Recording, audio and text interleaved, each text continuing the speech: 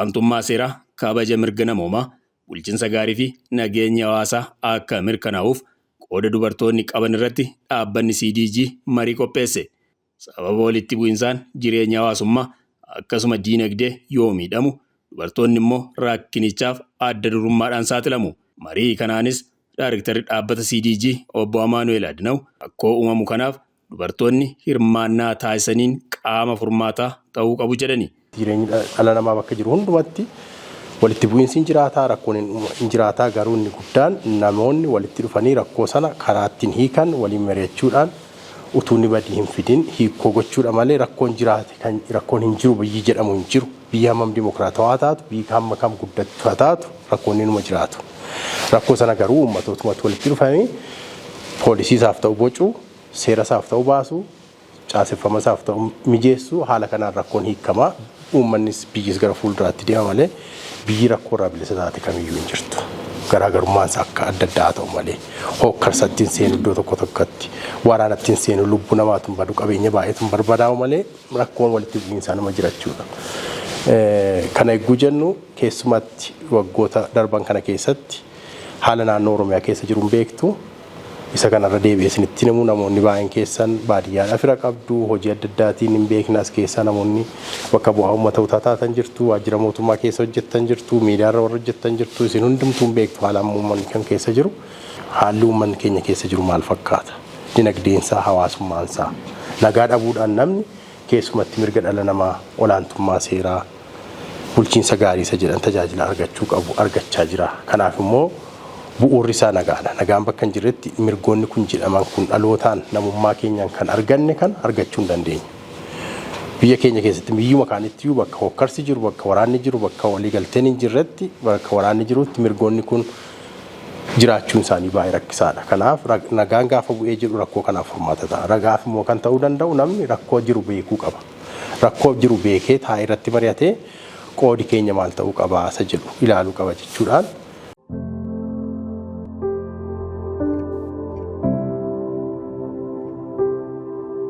Dubartoonni olaantummaan seeraa hojiirra akka oolu, mirgi namoomaa akka kabajamu, bulchiinsi gaarii jiraatee nageenyi waaraa akka dhufu, ga'een qabaachuu malan maal ta'uu akka qabu irratti barreeffamni dhiyaate.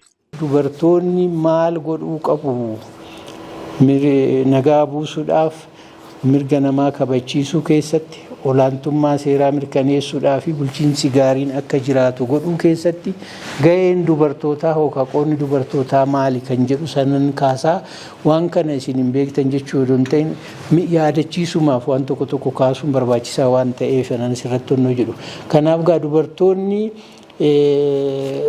ga'ee adda addaa qabu nagaa buusuu keessatti, mirga namaa kabachiisuu keessatti, olaantummaan seeraas akka mirkanaa'uu fi akka kabajamu godhuu fi bulchiinsi gaariin akka jiraatu godhuu keessatti dubartoonni ga'ee guddaa qabu jedhameeti kan yaadamu. Sansangaa wanna guddaa qabu. Kana keessatti maali? Dubartoonni walqixxummaadhaaf falmuu keessatti adda dureedhaan ta'anii warra falman jedhamaniiti kan beekamanii. Kanaafuu nageenyi waaraa bu'uudhaa fi misoomni akka dhufu godhuu keessatti dubartiin bakka jiranitti qooda guddaa fudhatanii isa mirkaneessuu danda'u kan jedhu jira. Kanaaf walumaa galatti nageenyi waaraa bu'uudhaa fi itti fufiinsa kan qabu akka jiraatu godhuudhaaf ga'een dubartii olaanaadha yaada jedhu jira. Walumaa galatti hoggaala dubartiin an keessa hin jirre waliigalteen nageenyaa godhame bakka dubartiin hin jirretti kan itti fufiinsa qabaachuu hin danda'u kan jedhutu jira. Kanaaf dhiira faana walqixxee ta'anii dubartoonni bakka qooda irratti fudhanne keessatti an dhiirri hojjetu qofaa fi qabeenya gaarii argata kan jedhu hin jiramu. Kanaaf ga'een dubartootaa guddaadha jechaadha.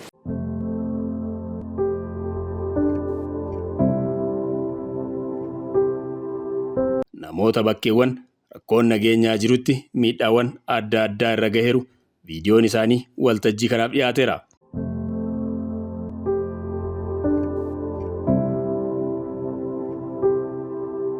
Biddeen isheen yeroo hin galu xaabtii tokko fuudhee hin galu. Ishee meeqattanii waan maatiin koo shani'a ishee kukkutee wal geessisa.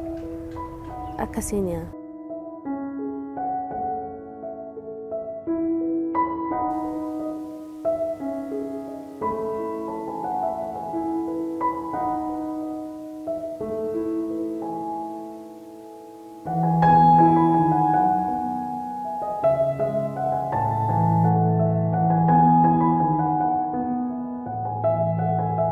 Qabeenya hundumaa isnee baane horiirreen uffatanii manni gubate yeroo sanatti manni gubate nuti immoo lubbuu keenya baafachuuf jecha qabeenya hunda isnee ofuma keenya baane biyya sanaa yeroo sanatti.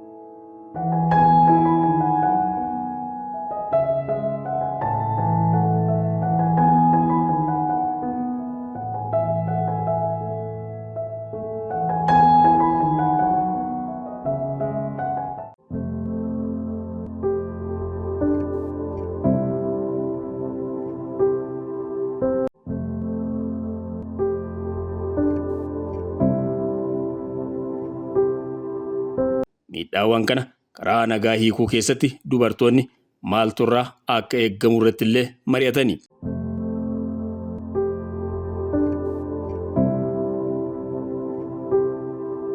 Maanguddoonni jiru, daa'imman jiru, dubartoonni jiru, namoonni kun ajjeefamuu fi dhabamuu isaanii gaafa arginu sababa nageenya kanaatiin kun uumamuu isaatii abdii dhabuu isaanirraa argina. Abdiin isaan horatan hin jiru. Fayyaallee dhabaniiru sababa tajaajilli fayyaa cufameen sababa nageenyi dhabameen sababa waraanaa kanaatiin qoricha dhabanii fayyaan isaanillee fayyaallee akka hin qabneerraa hubanneerra.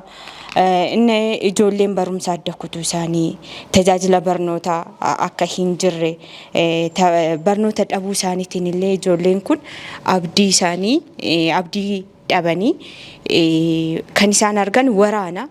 Kan isaan argan namni yeroo duudha. Kanaafiyyuu ijoolleen abdii dhaban kun carraa hojiis bakka hin argannetti abdiin isaanii maal ta'uu danda'a? Jeneraashiniin tokko yookiin dhaloonni tokko barumsaan ala ta'e nageenyaan ala ta'e fuuldurri isaa maal akka ta'uu danda'u waanuma hubatamudha.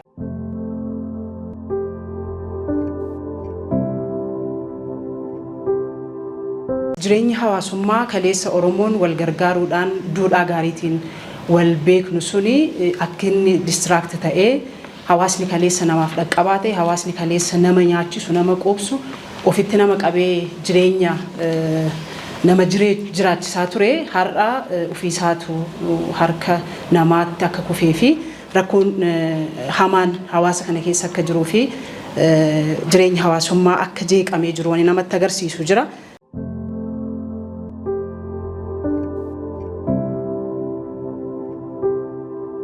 Inni guddaan hawaasummaa gaggaama hawaasummaa keessatti argineerra hawaasummaan hin jiru qe'ee dhabuu qaaniiru qe'ee isaaniitti hin deebine waggaa 4 waggaa 5 jechaa turaniyyuu kana hunda hirkattoota ta'anii bakka biraatti jiraachuu isaanii diinagdeen isaanii illee gaggaama diinagdee duraan 150 200 warra qotanii galchan ammatti garuu hirkatanii jiraachuu isaanii kan hubanneedha. Kanaafiyyuu qoodni keenya maalinni kana keessatti kan jedhu gaafa arginu qoodni keenya nagaa labsuudha.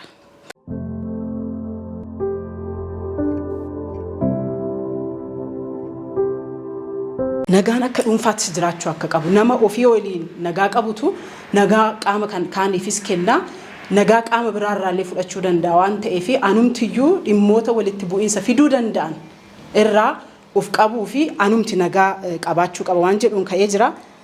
Darbees immoo nagaa labsuunis barbaachisaa ta'uu isaarratti walii galleerra jechuudha. Nagaa yoo labsuu dandeenye nuti ofii keenya nagaa qabaannee nagaa immoo labsuu dandeenya yoo ta'e tarii walitti bu'iinsonni amma sadarkaa guddaarra gahee hawaasa keenya kanaan dhaqqabsiise suni dhimmoota xixiqqoo silaa waliin mari'annee dubbannee hiikuu dandeenyutu hagana gahe waan ta'eef nagaa buusuun barbaachisaadha. Erga ta'e immoo araarri immoo bu'uun barbaachisaadha. Araarri bu'uun keessaahuu qaamoleen amma walitti bu'iinsaa fi sababa ta'an jennee ilaallu ollaaf ollaa miti yookiin hawaasa wayii hawaasa waliinii miti jechuudha. Qaamuma siyaasaa rakkoon isaanii kan isaan himatan garagara ta'uu danda'a garuu dhuguma hawaasa keenya kanaaf Oromoodhaaf walitti bu'aa jiran taanaan dhimmi keenya tokko erga ta'e walitti dhufanii rakkoo isaanii furachuu fi araarri bu'uun barbaachisaadha.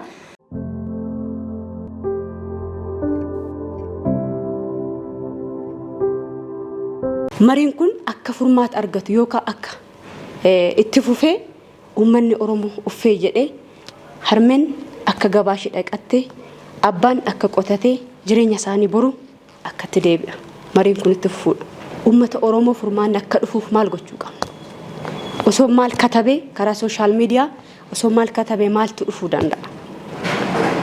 Nageenyi haa ta'u biyya keenyaaf osoo hin jedhee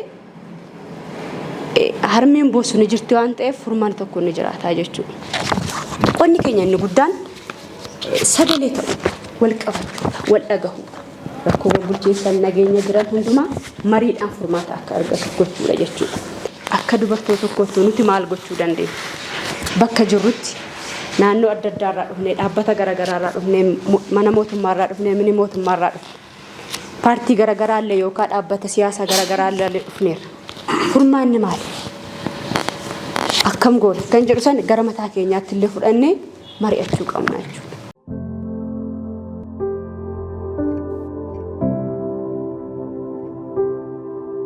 Uummanni keenya hojjetatee hin qabu of harkaati. Inni kaleessa dhadhaa nyaachisee damma nyaachisee bare har'a mana namaatti galee biddeen tokko ani dhugaadha waan nama suukkanneessu jechuudha. Isa du'ee wayyan jiran. Isa du'ee awwaalame wayya. Biddeen tokko nama furiitti kuttee nyaatti isheen kaleessa waamee qabarte. Hundi keenya dhala qabna. Itti waan akkasii kun fagootti jennu kun mana keenya tokko keenya irra ga'e madaasaa ofitti fudhannee yoo ilaallu baay'ee nama dhukkuba jechuudha. Kanaaf kana waan akka laayyootti ilaallu miti. Miidhaan isaa miidhaa guddaadha. Ammallee abdiin jiru mata keenyarraa yoon bu'aa waan jedhu gaaffii hunda keenyaati.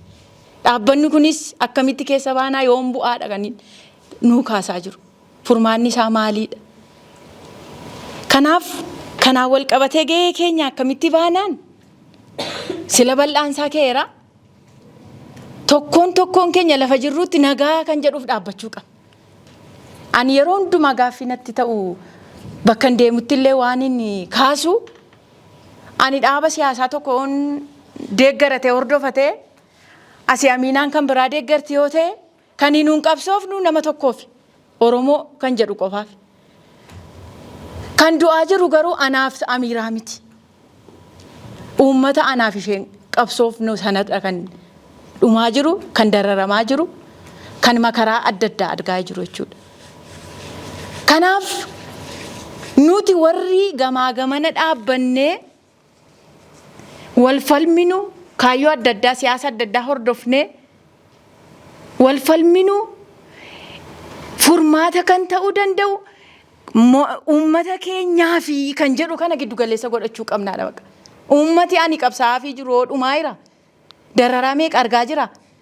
Fedhii ani barbaadu sun yoo guutuu baate inni isheen barbaaddu yoo guutuu baate sababa uummata ani qabsaa'e sanaaf jedhee fedhii koo sana hir'iseen gara nagaatti dhufuu qabnaa kan jedhu ejjennoo qabaachuu qabnaadha.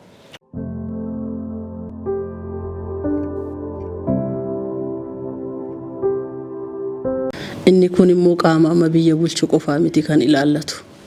Nu hundumtuyyuu gahee mataa keenyaa qabna. Ofii keenyaa nagaa qabaachuu qabna. Nagaa biyyaa eegsisuudhaaf. Maatiin keenya nagaa qabaachuu qaba. Ollaa waliin nagaa qabaachuu qabna.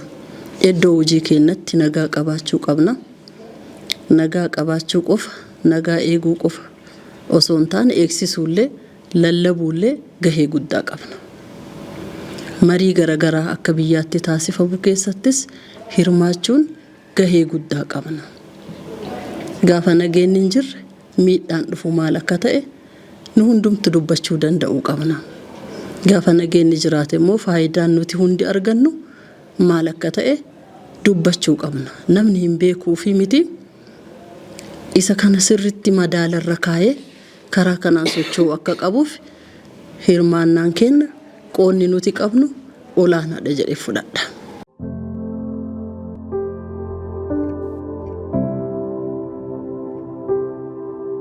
lubbuun nama tokko baduu hin qabu kan jedhu ejjennoo qabaachuu qabna. Lubbuun baduu hin qabu. Lubbuun safuu qabaachuu qaba. Keessumaa uummata Oromoo keessatti horiin iddoo guddaa qaba, biqiltuun iddoo guddaa qaba. Garuu amma lubbuun dhala namaa maal fakkaatti Oromiyaa keessatti yoo jenne hundi keenya hidhiituusne yoo baay'ate daqiiqaa 5-10 bira dabarra kanaan ala waayyuu fakkaachaa hin jiru. Kanatu hafuu qabaadha. Duudhaan Oromoo, safuun Oromoo durii sun deebi'uu qabaadha. Kanaaf lubbuu dhala namaatiif iddoo kennuu qabna.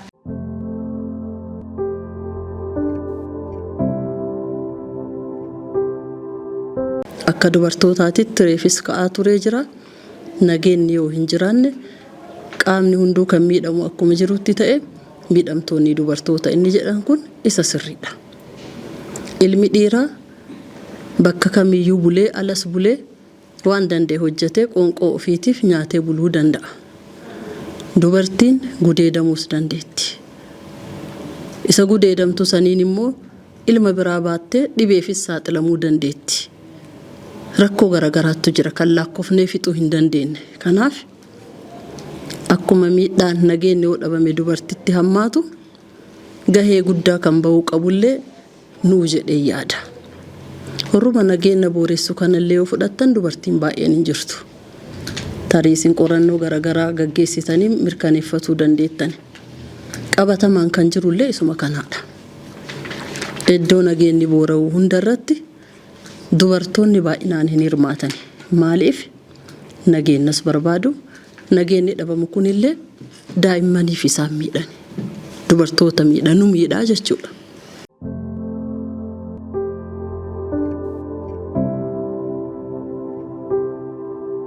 Abbootiin keenya kabaja qaban ture. Abbaa guddaan taa'ee haati guddoon teechee hangafti taa'ee namni waan taasisu ture. Har'a garuu dhaloonni gidduutti waan ta'e hin beeku gaafisitti ta'a jechuudha. Gidduutti waa ta'ee jira jechuudha dhaloonni. Inumaayyuu amma immoo kan itti aanu kana caalaa akka inni ta'uu danda'u barnoota irraa gaafa dhabamu, diinagdee irraa gaafa dhabamu, siyaasa biyya kanaa keessatti illee karaa guutuudhaan boruuf iftaan hirmaachuun rakkoo ta'a. Yoo hin baranne akkamitti hirmaachuu danda'a?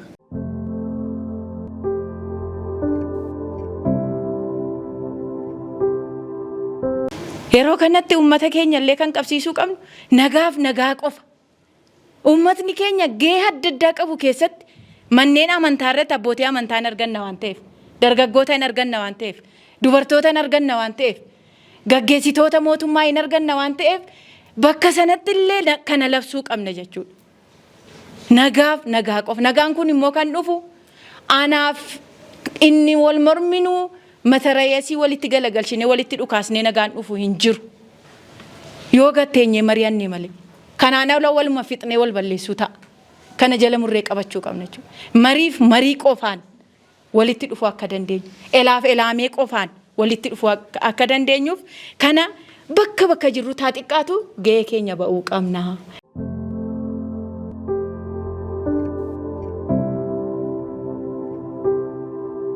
Hadda qabeenyi jiru barbadaa'ee uummanni qabsoofnuuf nu harkaa dhume eenyuun bulchina boru. Kanaaf araaramni jalqabame kun ammallee itti fufee waliin mari'achuun baay'ee barbaachisaadha. Waraana keessatti kan mo'atullee kan mo'atamullee hin jiru. Kisaaraadha lubbuu namaattu bada waan ta'eef qaamni ammoo adde jedhu ammoo atame jedhu hin jira jedhee hin yaadu.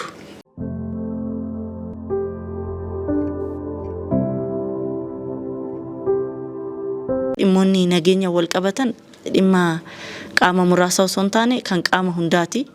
Yoo nageenyi jiraate waa'ee diinagdee yaadna, waa'ee hawaasummaa yaadama waan ta'eef dursi qabxii tokkoffaan nageenya ta'uu qaba.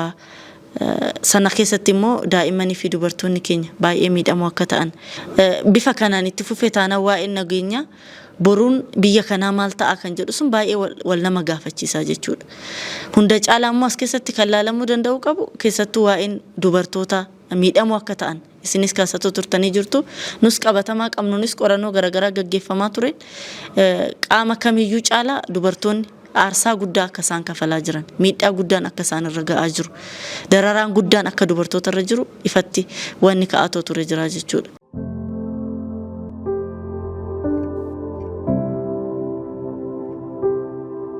Olaantummaan seeraalee gaafii keessa galaa jira. namni wabii dhabaa jira namni kamiyyuu jechuudha.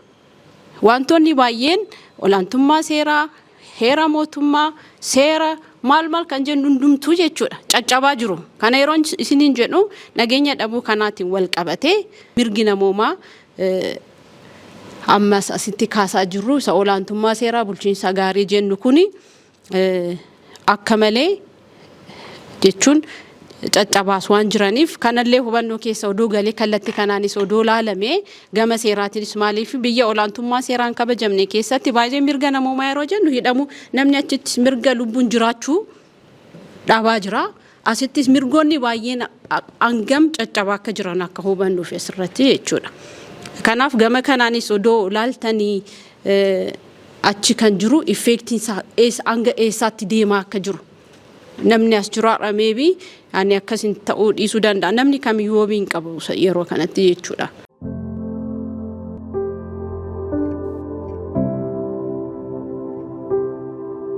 Dhaabbilee siyaasaa irraa warra dhuftan jirtu bakka bu'oota uummataa waajjira mootummaa irraa Finfinnee irraa dargaggoota irraa warra dhuftan kun hundumtuu yaada akkasii akka dhufu barbaanna jechuudha. Maaliif haalli nageenyaa rakkoon nageenyaa hundumaa namoota hundumaa qaqqabaa jira waan ta'eef namoota akkaataa kana diversified ta'anii garaagarummaa miti rakkoo kan ta'u akkaataa nuti garaagarummaa keessummeessinu ta'uu danda'a. Maaliif namni garaagarummaa nima qaba biyya kamitti amantaadhaan, sanyiidhaan, economic classiidhaan, social classiidhaan namoonni garaagarummaa hin qabaatu garuu akkaataa isaan ittiin garaagarummaa isaaniitti keessummeessan rakkoo kan qabu. Tarii nuyi sababni keenya inni cimaan guddaan iyyuu aadaa siyaasa keenyaa aadaa keenyatu rakkoo qabaata. Instituushinii cimaa isa kana immoo ittiin geggeessinu dhabuu ta'innaa malee garaagarummaan keenya rakkoo natti hin fakkaatu.